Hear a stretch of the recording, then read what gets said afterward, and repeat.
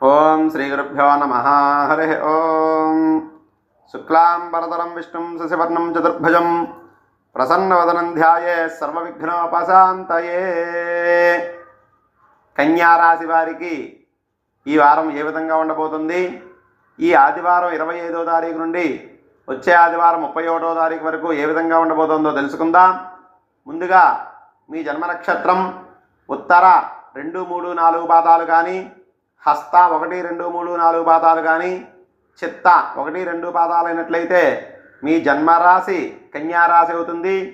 ఈ రాశి వారికి ఈ వారం ఆర్థిక వ్యవహారాల్లో చికాకులన్నీ కూడా తొలగిపోతాయి. ప్రముఖుల నుంచి ఊహించిన విధంగా సహాయ సహకారాలు కూడా అందుకుంటారు. సోదరులతోటి స్థిరాస్తి వివాదాల నుంచి బయటపడతారు. కుటుంబ సభ్యులతో ఆలయాలు సందర్శిస్తారు.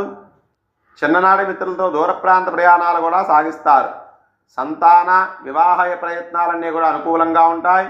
నిరుద్యోగులకు ప్రయత్నాలు అనుకూలిస్తాయి.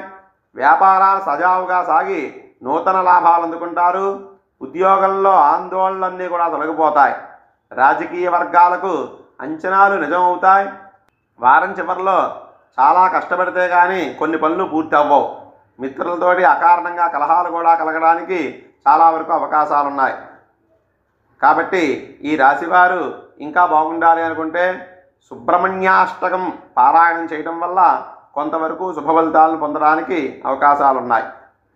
స్వస్తి.